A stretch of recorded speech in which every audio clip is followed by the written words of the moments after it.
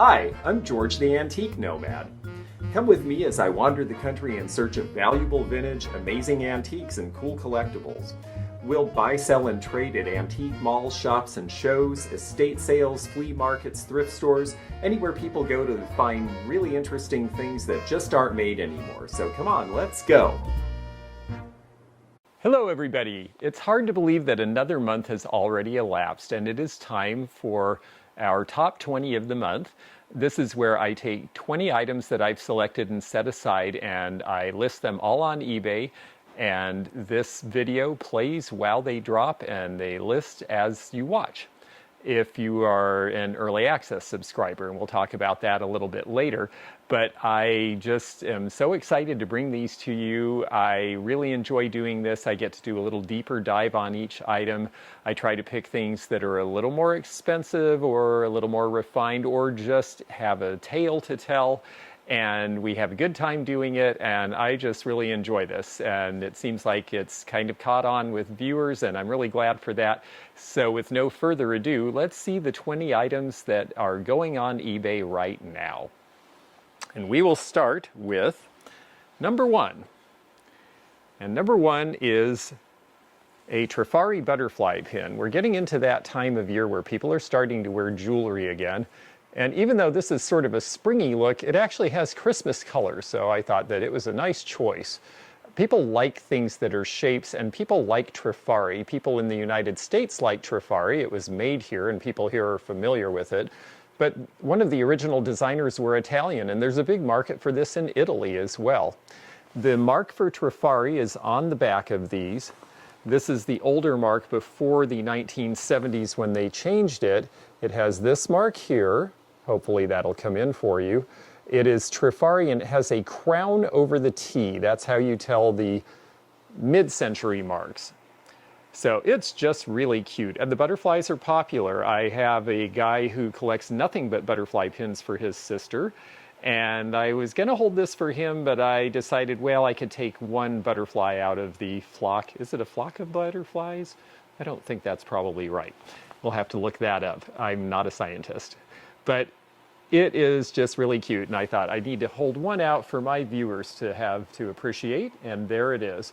It's got that great 60s sort of flower power design on it, so you can tell this is a late 60s piece. White was very popular to wear as accessory in about 1968. I suspect it is from about that time. I am starting this at $19.99. I believe the value is more than double that, so someone might get a great deal. Part of the reason that I do these is so that we can see together how things trade in the marketplace. So if you're seeing this video after it's released, that's okay. Some of it might still be for sale, and if you are seeing this video long after it's released, you can go back and look at completed sales, and that will give you some idea of the market for these things that we're showing. Keeping with the jewelry theme, this next piece of jewelry is, well, a different kind of jewelry. It is a dollar sign, dollar dollar make you holla. This one is a money clip, and that is why it is shaped like a dollar, and it is sterling silver. It's got a nice sterling mark on the back there, which I think you can see. It does not have any other maker marks. There were a lot of companies that made these over the years. This particular one I think has nice design. It's not terribly abstract. It's got a little bit of a curlicue to it. I suspect this one is probably from right around the Second World War, just before or just after. They were very popular as gifts for men, and actually I see women carrying them now too. If they don't want to carry a big purse, you just tuck a few bills and a credit card in here and away you go. That is part of the reason that they sell well. The other reason is because it is sterling. It probably weighs close to an ounce of sterling, so that means that it's worth $20 to $25 just in the material. But then you have the fact that it's a nice functional item too. So I suspect it will sell in the $30 range. I believe I'm starting it at $19.99 if I remember right. And we will see where this goes, but I suspect it will go in someone's stocking as a stocking stuffer.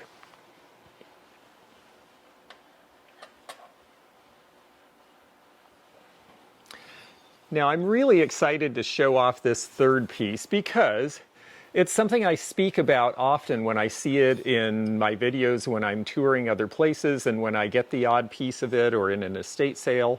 This particular one has a nice design in the middle that's very strong with enamel beading, and this is Bristol Glass. Bristol Glass is named after Bristol, England, where it was first made, but it was not exclusively made there. It was made in surrounding towns as well, including Nailsea.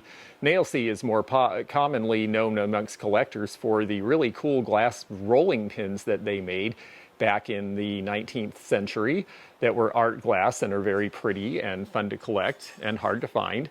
But a lot of those same firms also there and throughout England and eventually throughout the United States on the eastern seaboard, glass companies also made these patterns. So it's very hard to tell the origin on these. They are milk glass. They're rather thin because the idea was that they could make a larger piece if they use thinner glass. And then the decoration is fired on, meaning that it's on the glass, not in the glass, but when they fired it, with the gold and the pebbling here, all these little dots, this is enameling, which means it's a glass paint suspension, and then when they cook it in the firing of getting the color on here in the kiln, it makes this all adhere to the glass and it gives it a raised texture. I think this is a very sweet piece. Now, originally most of these came in pairs. We're talking back into the 1870s and 80s, so a lot of them have been broken up over the years, or one got broken over the years, and so we oftentimes see singles. Now in the United States, a lot of people collect singles and they like them because they really just need one vase and they want to use it in a different manner. Originally these would have been usually on a mantelpiece, so that's why you had two surrounding maybe a mirror or a favorite picture. The English tend to not like to buy singles. It's another one of those quirks where collecting is different in different parts of the world. The English want pairs. They would rather have the broken mate to this with it and put it up broken than to not have two. In the United States, they throw away the broken one and they keep the good one, which is what someone did here. It's a very pretty piece. I think it's amazing that you can get a beautiful piece of Victorian art glass for under $50, but I suspect that this will sell for under $50. In fact, all but one of my listings has the option of a buy it now, and I think my buy it now on this is $49. I just think it is very pretty. It's got a good history. They were hand blown. You can see the pontil mark where the blow rod was broken off right here. So there's a lot of handwork that went into these, and you know, they haven't made them in 100 and some years. They are a really inexpensive way to collect Victorian art glass that's quite fine and nicely made. So I'm excited to put this out and we shall see where it goes.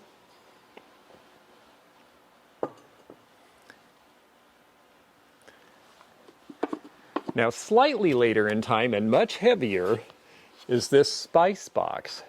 This is American. And it has what we call tiger oak, where it has tiger rays or tiger stripes or pith rays. They've also been referred to.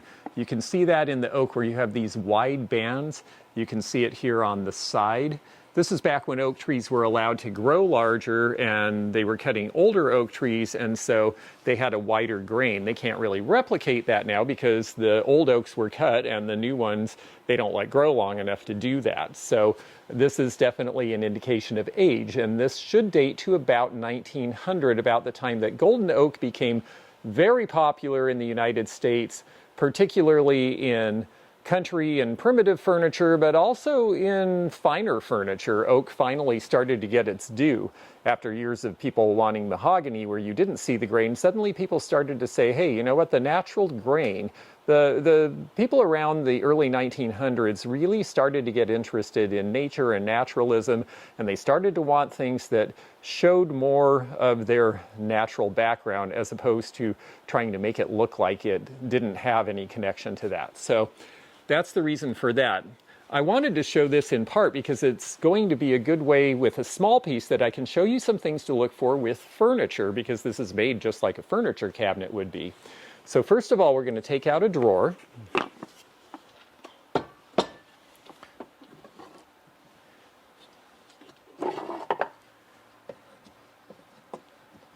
And we'll take the bottom one here because it's a little bigger, so you should be able to see the detail.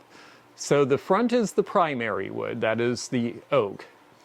And then they use something that looks like probably pine or fir for the secondary wood.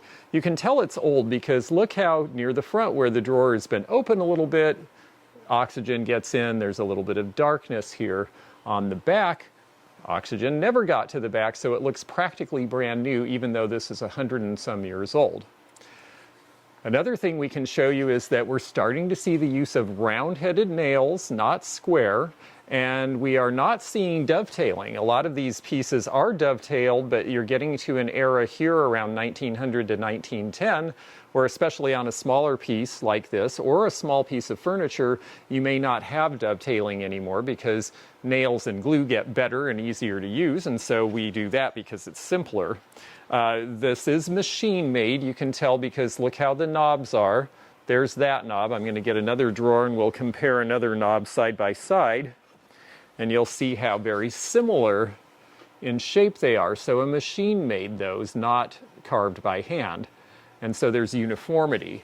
If you see a real variation between identical elements on a piece of furniture, like finials and knobs, and each one looks a little different, or the carving repeats but it's not exactly the same, that starts to indicate that at least some portion of the piece was made by hand or hand carved.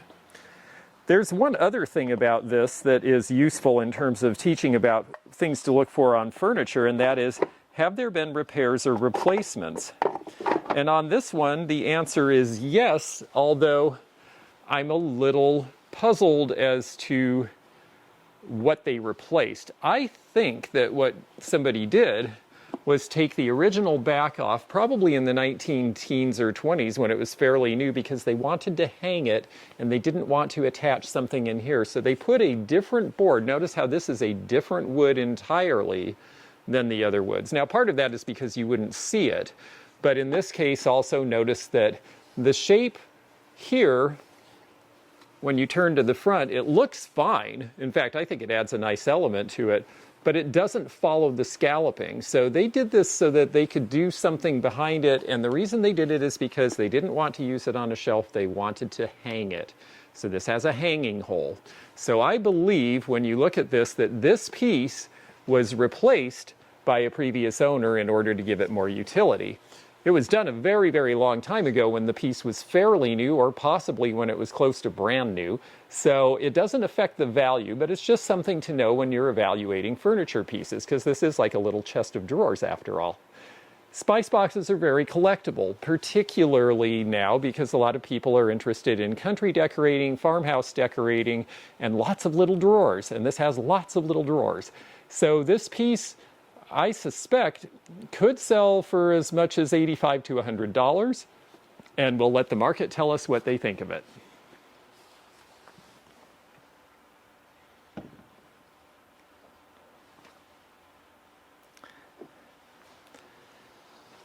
Now, this little guy is just fun. And when I first showed him in one of my haul videos, I had several viewers say, "Ooh, I really like that." So I've decided I'm going to put him out on the market, and we'll put it out where everybody has a chance at it. There were a lot of American companies doing this sort of work, and these sort of blue glazes were very popular in the 1930s and 40s. This particular one is by a company called Niloic, which is kaolin spelled backwards, and this is an Arkansas company. They originally did artware. Just after World War I, they started making molded pieces. Well, that turned out to be their salvation, because by the 1930s, the artware was too expensive for people, but they could buy the molded pieces. Now, this raised lettering is very specific to a short period at the end of the 1930s, so we figure this guy was probably made between 1937 and 1939. Their molds actually have a lot of detail if you look closely. You can see his webbed feet, you can see the legs, you can see the detail in the flowers. This is a pretty good one. This line was called Highwood, which was a variegation of the founder's last name. He did a lot of the designs. His last name was Hyten, H-Y-T-E-N, so Highwood was his line. It's got a nice area in the back. This one does not have any chips, cracks, or damage of any sort. And the color is really great. And he's a frog. People like frogs now. Frogs are a thing that came back into popularity in the 1970s as a decorating motif in a big way, and because of that, they're back again as a decorating motif. So I think this will be popular. I suspect it will sell in the $30 to $35 range. We shall see.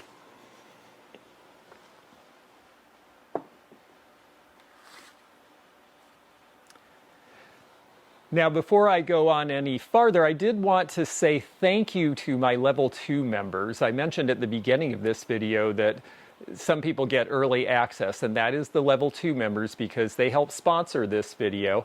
I'm very grateful for your contribution that helps me to be able to put this out for you as a bonus video, and you get to see it first. And if you're seeing this as a Level 2 member, you can go directly to these listings and immediately see what's happening with them. Make a bid if you want, buy it now if you want. If you are seeing this on its second release to the general public, then any items that are still remaining for sale, we encourage you to take a look and make a bid or follow along just for information and to learn more about how things sell. All of these are being done as auctions on eBay, and the reason for that is that way we just let the market tell us at this moment what it thinks of these things.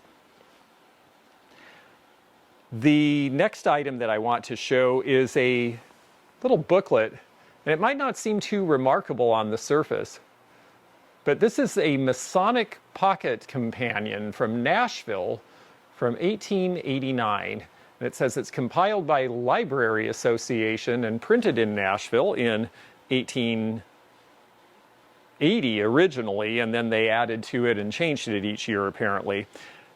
These are collectible because yes, there are fraternal order collectors who like it because of the Masonic connection, but really it's because after you get through the introductory, you start seeing old advertising. And Nashville is a big deal city now, but it was very small at this time, so there's not a ton of early Nashville advertising. So you see an ad for the Fourth National Bank. They have a directory of all sorts of folks. Here's a nice interior decorating. Boy, imagine all the stuff that they sold at this store is now the province of Victoriana collectors. So they were selling oilcloth and linoleum and mosquito bars. That sounds delicious. Cotton ducks, awnings, tents, tarpaulins, cornices. We all know that everyone's hot on cornices now. There's some other advertising in here too. There is a bookstore. This is going to be useful to people who are trying to figure out where things used to be. This one is for furniture and mattresses. Then they talk about the various lodges. There's an insurance company ad, because there's always an insurance company ad, isn't there? And then in the back, whoever owned this did a little bit of pencil writing, and they go on great lengths to describe things that are happening inside the Masonic commandery at that time. The other thing that I think is interesting about it, and I'm going to leave them, is that whoever had this also kept a bunch of little newspaper clippings from surrounding areas. So we have the Hopkinsville, Kentucky, and this is a blurb from the Daily New Era, which was their newspaper, still is actually, from 1889, talking about how Hopkinsville is now a town of 8,700 people and how it's just booming. I think there's about 40 or 50,000 there now. And it talks about how it has a planing mill and a wagon factory, and it did have a lot of those big things. There's this Dr. Whittier with the little pointing sign. There's just a bunch of stuff in here. I think it's just going to be fun. I'm going to leave all of it with here. Down on the bottom, pennyroyal pills. The morning after pill, that was the Victorian version of such. And yes, they did have such things back then. And then this one, which I really like, personal gossip. And they're saying, oh, so-and-so is visiting her relatives in Princeton. And that was like a 2-day horseback carriage ride, so that was a big deal. Now it's like an hour drive. So anyway, it's a lot of fun. I think someone will enjoy these. I've seen other ones selling in the $25 to $30 range, and they were a little newer than this, so I suspect that this will go to a good home.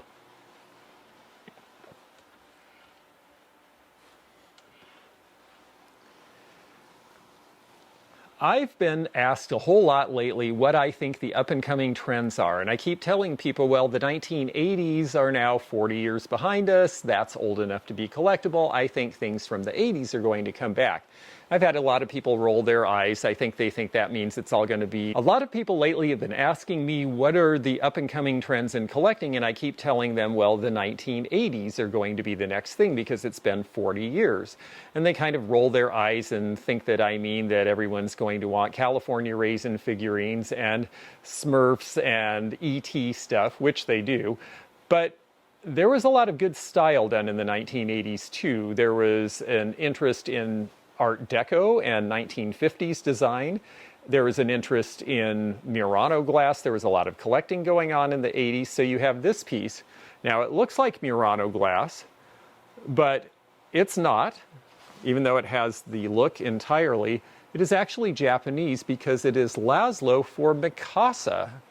Mikasa really came on as a maker of quality housewares, china, various things like that. But they also had this line. This is opalescent. It is absolutely the quality and color and shade of Murano, but the important thing about it is it says Laszlo for Mikasa, and that's why this is significant.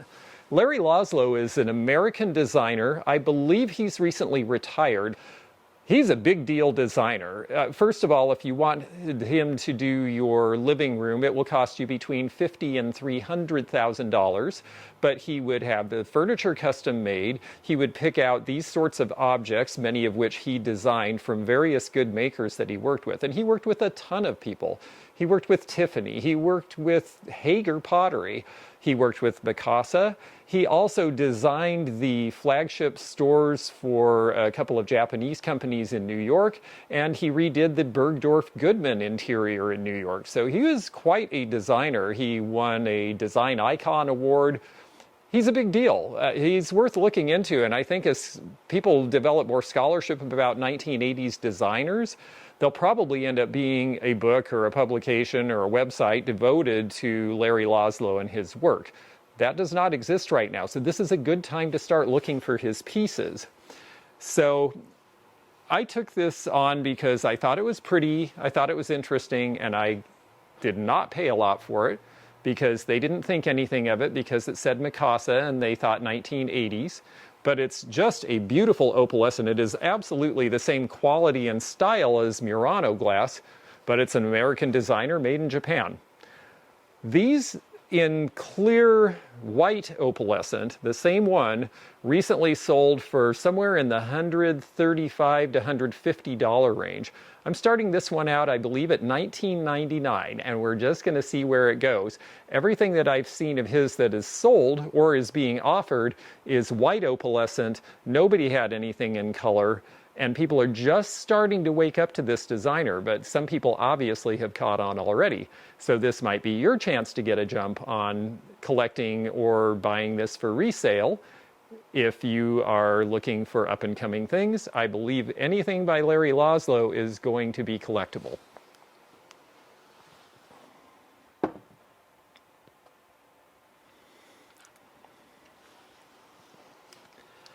All right, well, let's see. Okay, I'll take a picture of me taking a picture of me. That's sort of one of those infinite things, like looking into a mirror. This particular camera, if you notice, is pretty hefty. And it is, let me see here if we can show the top, a Kodak Medalist II. It's got some fun design. You've got that sort of Art Deco look there and the stripes, and it's got this Art Moderne shape, very boxy. What is the reason for that? Well, that is because one of the co-designers of this was Walter Dorwin Teague. He did a lot of the Kodak cameras in the 1930s and 40s. He was a famous Art Deco designer. He was a contemporary of Russell Wright and some of those other designers. And he did really neat cameras for them, a lot of Art Deco styles, things with great pinstripes and all of that sort of thing. But this one was a very important camera when it came out because, as it says here, made in the United States of America by Eastman Kodak Company. This was the last camera in the United States that Kodak made where all of the parts were made in the United States. By the 1930s, the Germans were starting to make really good lenses, and so Kodak was buying its lenses from Germany, and then the war came, and they couldn't do that anymore. And meanwhile, the military said, hey, we need a really burly, tough camera in a medium-sized format that can handle bigger film for military purposes, and it had to all be designed and made in the United States.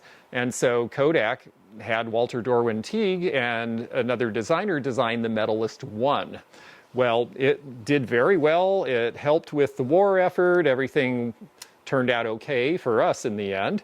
And so then after the war, people wanted these.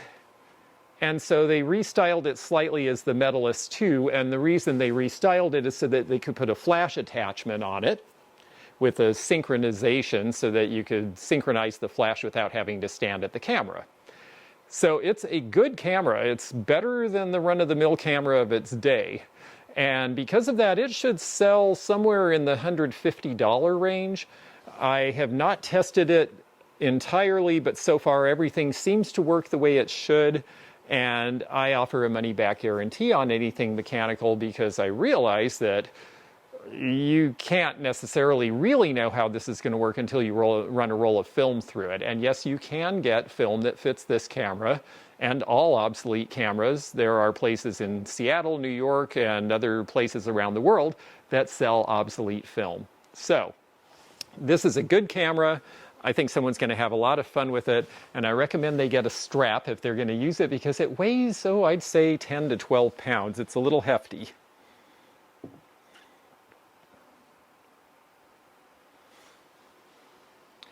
I've been showing a lot of porcelain figurines lately in these videos because I've been coming across some nice ones, and this is a rather unusual piece.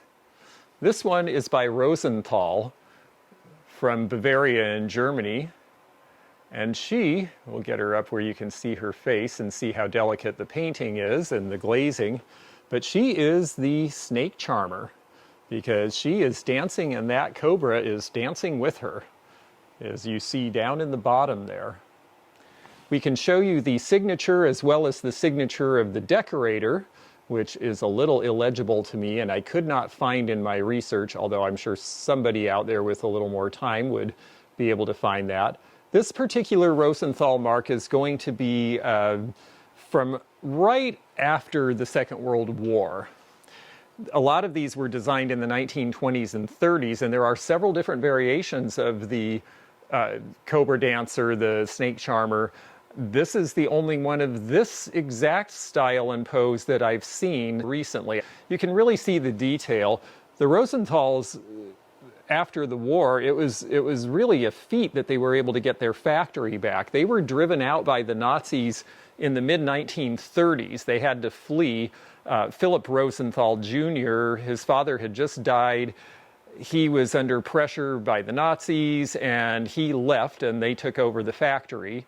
After the war, it took him 5 years to get the military leaders in the US zone and all of the people involved to return the factory to him, and it was basically worn out and blown apart.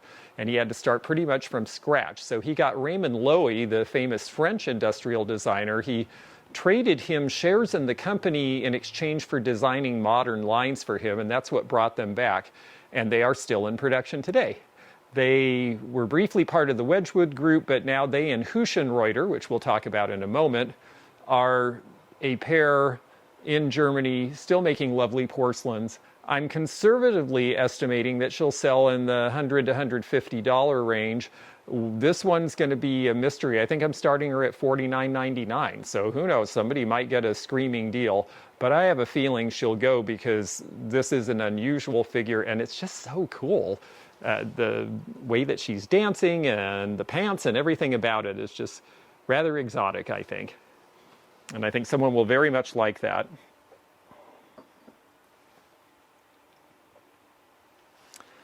So item number 10 is the Hüschenreuter figure. This came from the same estate. These and a couple of other pieces that I'm putting out today in this video came from the estate of a woman who was married to a jewelry dealer in Florida. So they had very nice things. And one of the things they had was this. Hüschenreuter is another Bavarian company. You can see the mark on the bottom. Lorenz Hüschenreuter was one of the principals. There's the mark. This particular piece was likely made about 1960 or 65 with that mark. However, this company dates back to the early 1800s. In 1814, Carl Magnus Hüschenreuter wanted to make lovely porcelains and make something that the rising merchant class in the German states and Prussia would be able to buy. And it took a long time, 8 years, for him to get permission to do that, because up until the early 1800s, the royal houses of Europe controlled the porcelain manufacturing in each of their countries because it had been such a big deal. That's where so many of the companies that say Royal in front of them, like Royal Copenhagen, for example, came from. The Royal Manufactory in France, which is Sèvres, came from that time. And so Hüschenreuter really broke the mold by having things made that were very lovely and accessible to the rising merchant class rather than just the nobility. So he finally got permission. By the 1920s and 30s, and really maybe as early as the Art Nouveau era, you see them really doing these forms that are very much about the physique. It's supposed to be artful, and you can tell by the way it's designed, because if you look at her detail, the detail is really as much in the musculature and the rest of the body as the attention is to the fact that she's not wearing clothes. So this is meant to be art. I think it's quite beautiful. I believe this one should sell for around $200 to $225. And we're going to put it out at about half of that and let's see what happens. But she's just a wonderful piece, and I was very excited to get her.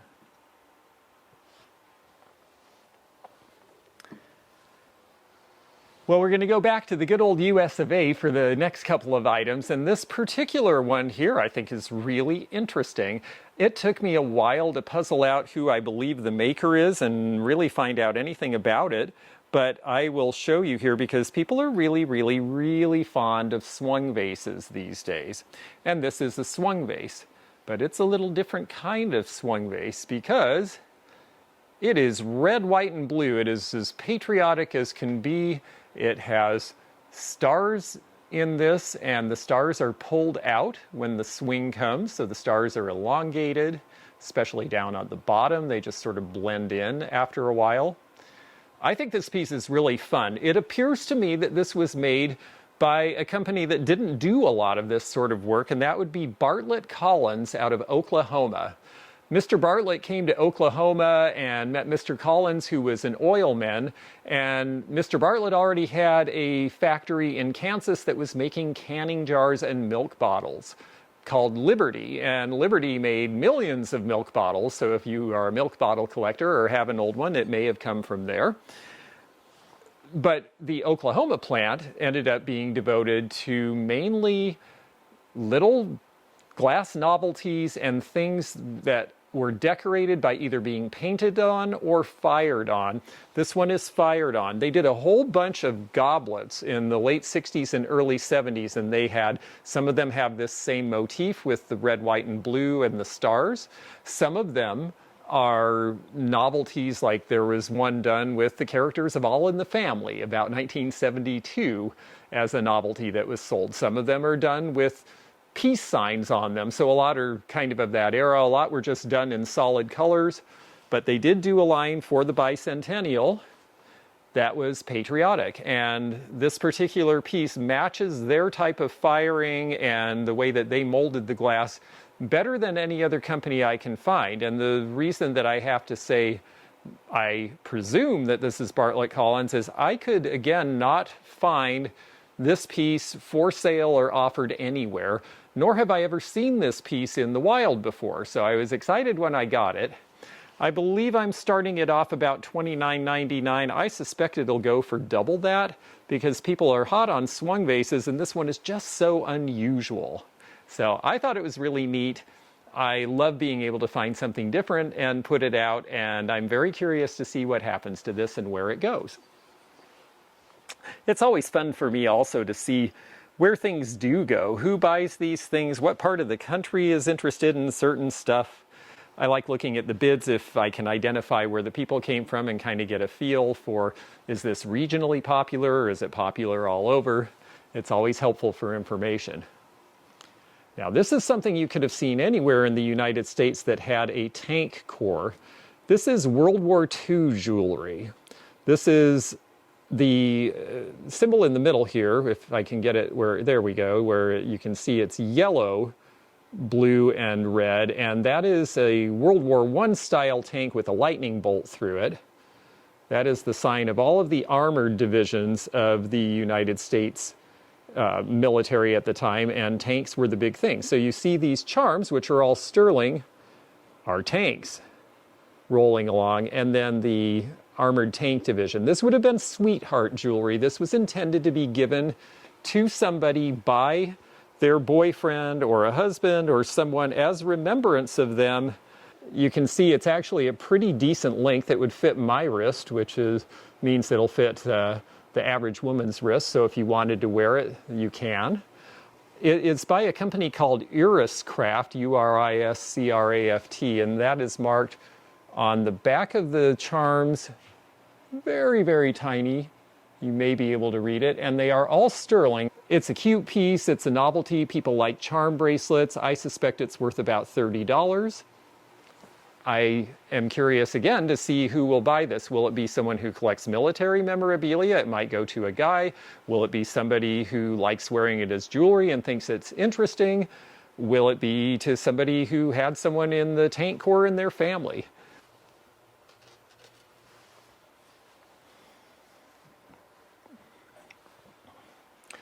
Well, the next item we have is also sterling, but it is sterling of a different nature. And while this is from the same period of time, in one sense, it's actually from a much earlier period of time as well.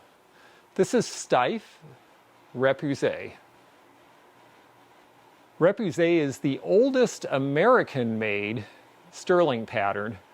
In the 1820s, the Kirk Company, which eventually ended up being with Steiff, started making repoussé, and at that time it was all hammered by hand into the mold before it could be done by machine.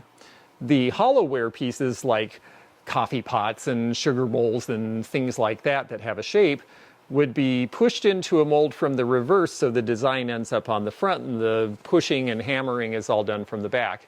Or if it's a machine, the stamping is done from the back. Well, this is flatware, so the whole thing goes into the mold, and so the backs are flat on these. But this is a nice meat fork.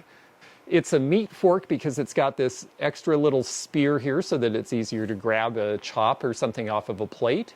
It's fairly hefty. It's 2.1 ounces of sterling. And I just weigh in straight ounces. It's not troy ounces. I know some people make a distinction. But just the sterling value of this should be around $45. And I'm starting it at around sterling value, but in reality, these typically sell for $75 to $85. So I think it's good timing because we're just about to have Thanksgiving, then we have Christmas dinner, and there are people who really like bringing out the showy, fun stuff for holiday entertaining. And silver is so wonderful, and if you just wash it and don't leave the food on it and use the stuff, you don't have to polish. So it's not as big a headache as people think it is if you use it, and that's what it was made for. So I hope someone gets this and uses it very soon.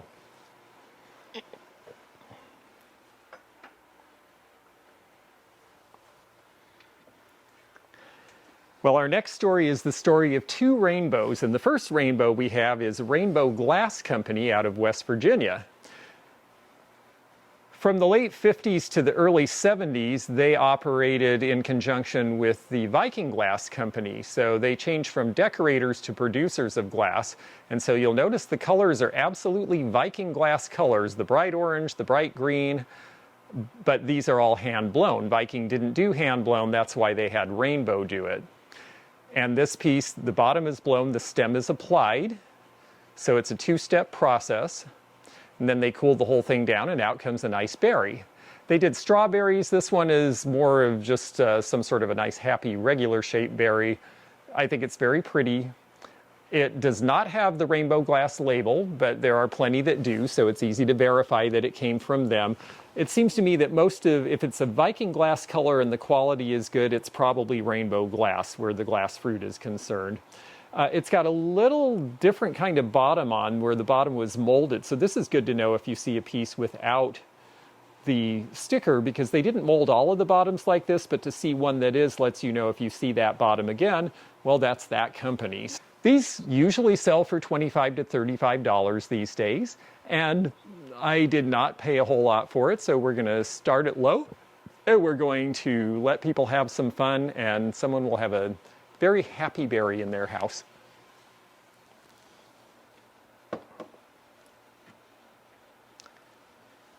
So the other rainbow, well, it's a rainbow all right. It's rainbow colored, and there it is. Rainbow Trading Post. This sign is hand-carved wood.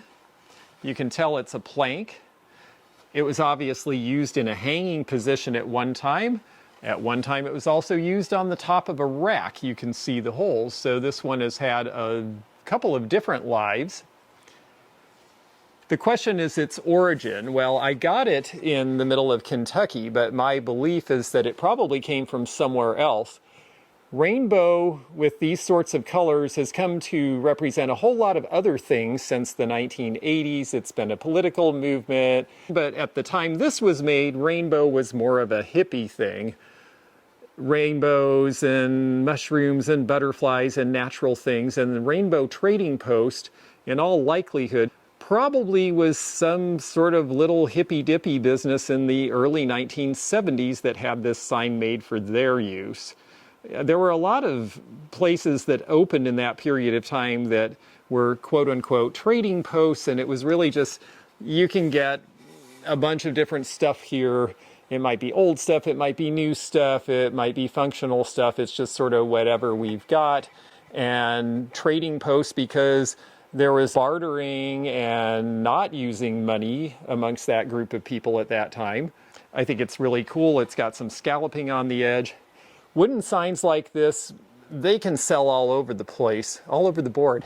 Showbiz Pizza Place, when that first opened, that was early 80s, and in respect for the designs coming out of the late 70s, they did wooden signs like this. I picked one up for $3 at a garage sale, put it online, and it went for $2.50, which blew me away. So when I saw this, I thought, you know, this is fun, it's neat, someone's gonna like it. Maybe they'll want to name their antique booth or some other business after it, and it's all ready to go. So we're gonna put it out there and see what people think. It should be easy to ship, and I think we'll start at around $25. I imagine it could go for double or triple that, and we'll just find out together.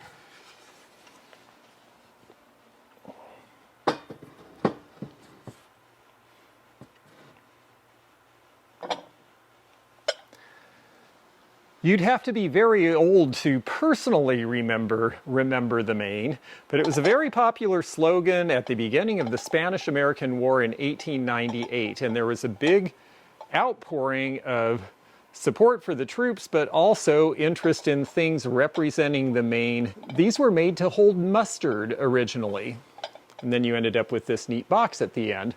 So they're a lot like a hen on nest. A lot of these have been reproduced, so I looked very carefully at this before I bought it, because it's easy to end up with a reproduction and not know it. There are several versions of the Maine also from that time, made by various companies. You can see, first of all, it's thinner than the heavy milk glass that you see from Fenton and Anchor Hawking and things in the 1960s. And boy, I wish we could get one edge where you could really see it, but I don't have a strong enough light. But I always look through the edges, and this one, the edges fire opal. You can see an opalescence around, an opal fire like an opal ring when you look through the thinner parts of the glass into a strong light.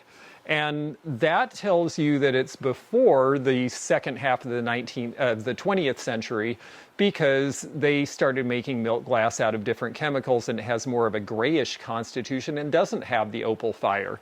So that's the first thing to look for when you're trying to determine if a milk glass box is a reproduction. Then reproduction could be as far back as the 60s or an original Victorian piece. So people liked them. It was sort of a premium with purchase. And it was a short-lived thing. The Spanish-American War only lasted 3 or 4 years. And so people weren't really necessarily thinking these were going to last for 100 and some years. So they were kind of rough with them. Also, the quality of the glass, they were made in a hurry. There tend to be lots of little nicks. I see a few on here, but this stuff chipped really easily and was pretty rough on the seams. It wasn't really fire polished in the first place. And so you usually see a lot of roughness. This one's not too bad as these go, and that made me excited to get it. Also, you look at all this detail here, and you realize that there's lots of stuff that could get chipped or broken on these, all these little beadings. The beading around this actually seems to indicate an earlier version. There were a couple of other versions at the same time that are variations on this same one. It also says Maine right there, as you can see. On the basis of helping Cuban nationals who wanted to get rid of the Spanish dominance and the fact that our ship blew up in the harbor, we sent troops down and the Spanish-American War began. Interesting thing about that is, in retrospect, they've done a lot of forensics on the ship after it was pulled out of the harbor, and they believe that it may have been a boiler explosion. It may have had nothing to do with the Spanish. But it was what precipitated the war. So remember, the Maine became the battle cry, and things related to the Maine, everything from sterling souvenir spoons to these little boxes were made. People really do like these boxes again these days. It should sell for somewhere in the $40 to $50 range. So our next piece is a little bit post-Halloween. So we missed that timing, but I just got it and I think it's so neat. It is a piece of jewelry and it is a spider web with a spider in the form of a pin. When we're dating the pin, we look on the back and we notice it has a C-clasp, so it does not have a safety catch. Usually that designates before the Second World War, although it could be that because this was costume and just for fun when it was new, that they just didn't put an expensive catch on it. It is a faux pearl, the spider in the middle there. This is a form of filigree, which is where you use silver wire to create a design, but it's a little different in terms of its being very open as opposed to a complicated interlaced design. Spider pins really derive, I mean, you can go all the way back to the time of the Egyptians and you start seeing pins with scarab beetles, because that had significance to them in a spiritual sense. The Minoans start doing the filigree, so a lot of these techniques are very, very ancient. The Victorian period had this sort of thing too, but then until the mid-20th century, most women probably wouldn't wear something like this. But then they became interesting to people as novelties. And this one's just great. It's got good size, it's got great detail, the condition's really good, all the wires are there. We'll take a look from the back for you so you can see. It's not signed or marked in any way. It's not marked sterling, although the probability is that it's sterling wire. It's just really fun. I have had a lot of luck selling spider pins over the years. They usually sell quickly. They usually sell for pretty good money. I'm expecting $35 to $45 for this, and we're going to put it on and find out. Especially these days with all the oddities, people being interested in those sorts of things, there's a bigger market for those than we've really seen in a long time. It's the only plate that I have for sale this time. This is by Spode and it's called the Iona Plate. This was the first in a series of plates that came out. It's starting in 1963, and they represented various English attractions and sites from the medieval period, mostly that had some sort of religious significance. So I'm going to bring it a little closer so you can see all the detail in it. The cross in the middle is called the Pictish cross, that particular shape, and the representations here are Matthew, Mark, Luke, and John from the Gospel. You also see in the knotting in the details here, and you have to look pretty closely. Some of them are so obscure that they don't really compute with my brain, but there are the dogs of fidelity, the serpents of wisdom, the lion of courage, and the bird of friendship all interlaced, and the circle is supposed to imply eternity. So there's a lot of religious symbolism in this particular plate, and it's derived from medieval items found in England. There was another one from Lindisfarne that was done that is similar in that style. Lindisfarne is a great place in England where you find a medieval church courtyard from the 1200s where I believe it was St. Benedict was buried. So these all are very significant to the English and to people who are Anglophiles, as well as people who just are interested in medieval history and design. Now, originally this would have been sold as a collector plate when that concept was new, so it had a box and a little slip that talked about it inside of it. Those are long gone. It didn't come that way to me. But even without those things, they typically sell for about $25. And they have a very nice description of a lot of that information on the back. So it's just a neat piece. It's a pretty piece. And while it's very specific, specific things sell well on eBay because it's where you can find that specific thing that matches your interest more easily. So I think it's a good candidate for that. Spode is great quality. I don't do collector plates very often. This is a rare exception because of its earlier age of issue and the nature of what it is.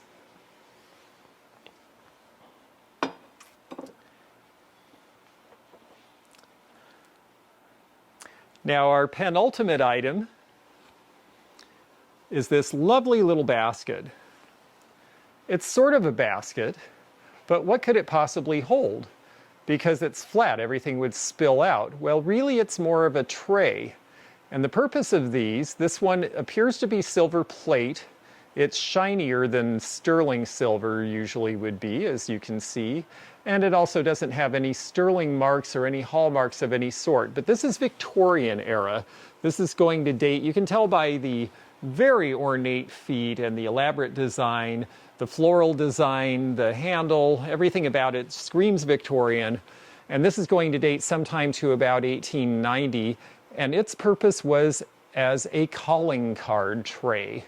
Calling cards were a really important thing back in the 17th, 18th, and 19th centuries. People didn't have phones until around 1900. Most people, it was invented slightly before that, but most people couldn't afford them and didn't have them. So this particular piece would have been necessary in a finer home because the way calling cards worked, it started with the nobility and it was very fussy and proper. You didn't just show up at somebody's house if you were of social standing. You didn't just knock on the door and say, hey, I was in the neighborhood. You would come and give your calling card to your servant. Your servant would take it to the door and leave it with the servant of the house where you wished to make a call later. If it was returned with a calling card from the person you left it with, that meant come on over. If it was returned with a calling card from the person that you left it with in an envelope, that meant I'm sealing a nice little note to you saying don't come over.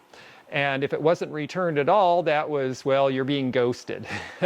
So that's how things worked back then. And it started with the nobility in the 17th century and then transferred to the society classes in the 18th and 19th century.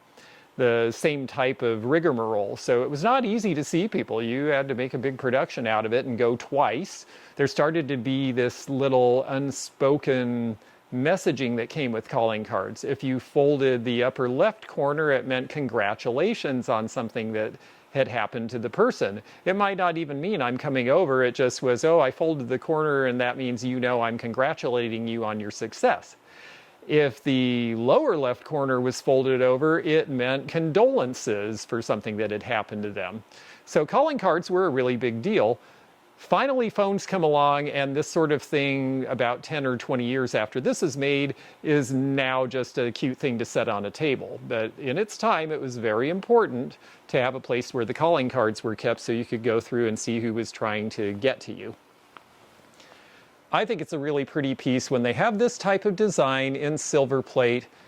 The only thing that would make it better of this is if there was a bird on it or something. You know, put a bird on it, make it pretty. This is a good one. It should sell for somewhere in the range of $100. I will be curious to see what this one does, but that does seem to be where the market is. A lot were made by some pretty important silver companies that marked them, but there is just no marking on this at all. So we're just going to put it out there and see if someone recognizes it.